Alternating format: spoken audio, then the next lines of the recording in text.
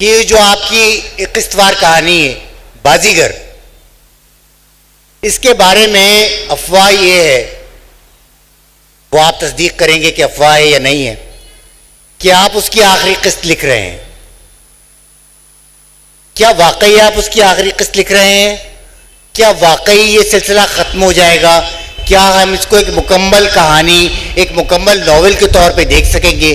کیونکہ ہمارا یہ خیال ہے، میرا یہ خیال ہے کہ وہ اردو کے چند بڑے ناولوں میں سے ایک میں اس کو سمجھتا ہوں، اس کی کہانی کو، اس کی بنت کو.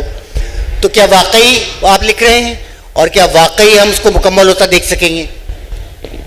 بھائی بہت سے لوگوں کا تقاضا تھا کہ اسے مکمل کیا جائے. اچھا، کوئی کہانی اگر ادھوری رہ گئی ہے تو اسے مکمل تو ہونا چاہیے. تو یہ واقعہ ہے کہ میں گزشتہ کوئی 2.5-3 سال سے اس کی قسط لکھ رہا ہوں، لیکن چونکہ میں 5-6 سال کے بعد میں نے قلم بازیگر کے لیے اٹھایا تھا، تو وہ اس میں مجھے پچھلا بہت پڑھنا پڑ رہا، اس وجہ سے اس میں دیر ہو رہی ہے. لیکن آخری قسط لکھنا ہے. اور اس کے لاہور میں ایک صاحب ہیں اجمل شاہدین، انہوں نے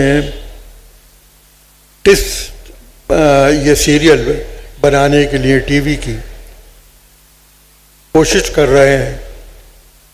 تو دیکھیے بہرحال. اچھا، میں آپ سے آخری سوال کرنا چاہتا ہوں، پھر میں اپنے دوستوں سے پوچھ لوں گا اگر کوئی سوال کرنا چاہے. یہ بات بھی گزشتہ کوئی 10 سال میں، 15 سال میں بار بار ہوئی ہے. رؤوف کلاسرا صاحب نے بھی ایک دفعہ یہ بات کی تھی مجھ سے، یہ ویسے بھی بات ہوتی رہتی ہے کہ سبرنگ، میں آپ سے پوچھنا چاہتا ہوں کیا سبرنگ کا احیاء ممکن ہے؟ کیا سبرنگ ایک بار پھر شروع ہو سکتا ہے؟ کیا آپ خود سمجھتے ہیں کہ سبرنگ کی ضرورت ہے، اور کیا آپ خود میں وہ توانائی پاتے ہیں کہ اگر وسائل مہیا ہوں تو سبرنگ کی اشاعت کا سلسلہ شروع ہو سکے؟ بھائی بات یہ ہے کہ ایک اچھا پرچہ اگر سبرنگ تھا تو اس کا احیاء تو ہونا چاہیے.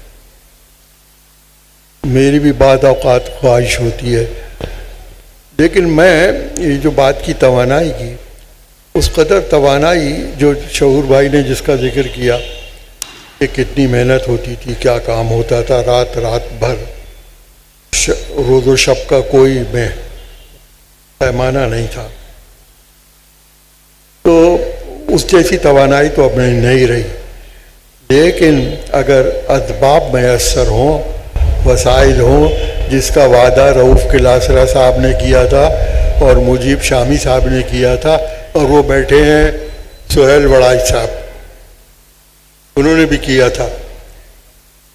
یاد ہے امریکہ میں؟ تو دیکھیے، تو وہ جب بات آگے بڑھی تو میرا کام تو نہیں تھا نا کہ میں کہتا کہ بھئی آپ نے جو اسباب مہیا کرنے مجھے دے دیں. یہ تو رؤوف کلاسرا صاحب کا کام تھا، یا یہ کہ شامی صاحب کا، یا سہیل وڑائی صاحب کا. نتیجہ یہ کہ وہ بات وہیں تک رہ گئی.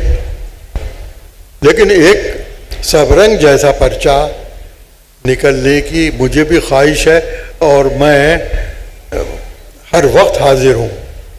ایک بات جو چلتے چلتے آپ سے پوچھ لینا ضروری ہے، آپ کہانی لکھتے بھی ہیں، آپ نے ہزاروں کہانیاں پڑھی بھی ہیں. ایمانداری سے بتائیے، کیا اردو کہانی میں کچھ توانائی ہے؟ مشکل سوال ہے. بات یہ ہے مختصراً کہ جو کہانی یورپ اور مغرب میں شارٹ اسٹوریز لکھی گئی ہیں، اردو ان سے کم ہی ان کے لیول پر آتی ہے. لیکن اردو میں ہے، کہانیاں ہیں، اچھی کہانیاں ہیں. مگر یورپ نے بڑا کام کیا اس میں، خود روس میں کمال کی کہانیاں ہیں، فرانس میں، تو انہیں پڑھ کر جب ہم اردو کہانی پڑھتے ہیں تو ہمیں احساس ہوتا ہے کہ معاملہ بھی اور آگے جانا چاہیے۔ یہ شکیل صاحب کا نگار خانہ تھا جس کی باتیں ہو رہی تھیں۔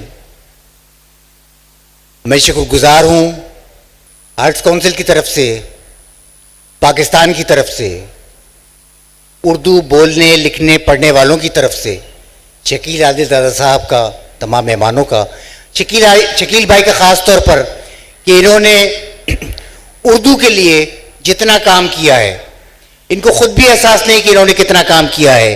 انہوں نے لاکھوں لوگوں کی تربیت کی ہے، ان میں کہانی پڑھنے کا شوق اور ذوق پیدا کیا ہے۔ میں آپ کا شکریہ ادا کرتا ہوں۔ میں آپ سب سے گزارش کرتا ہوں کہ ہم ان کو رخصت کریں کھڑے ہو کر تالیاں بجا کر۔ بہت شکریہ۔